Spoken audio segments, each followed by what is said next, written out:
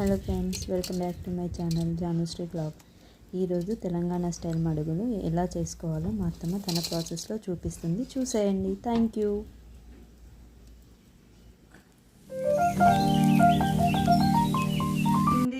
బియ్యం కిలో శనగపప్పు కలిపి పట్టించుకొచ్చిన. ఇక పండుగకు బతుకమ్మ పండుగ అని అప్పాలు చేసుకుంటాను. ఇగో ఇట్లా చేసుకోవాలి.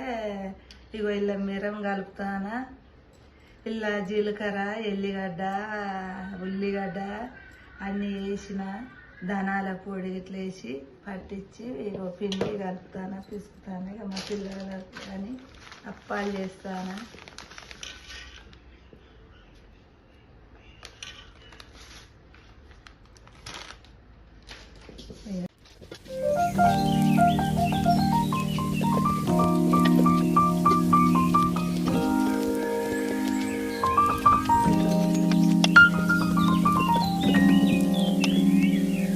గ్యాస్ మీద వేసుకుంటే రుచి ఉంటుంది, కట్టెల పొయ్యి మీద వండుకుంటే కమ్మగా మంచిగా రుచి ఉంటుంది, తింటే తినబుద్ధి అవుతుంది.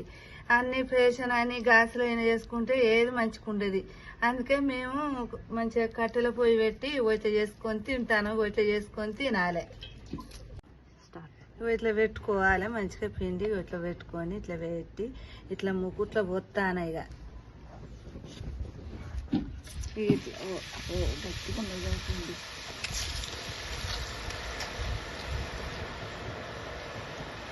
అట్లా కట్టెల పొయ్యిన చేసుకుంటే అవి అందంగా ఉంటుంది, మంచిగా తింటే కమ్మగా ఉంటుంది, రుచి ఉంటుంది.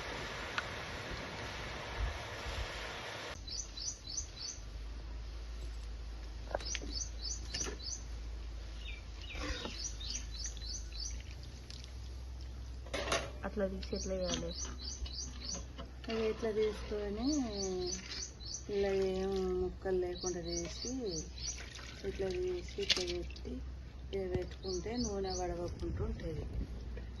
నూనె మంచిగా పడితే నూనె పడినాక వేసుకోవాలి.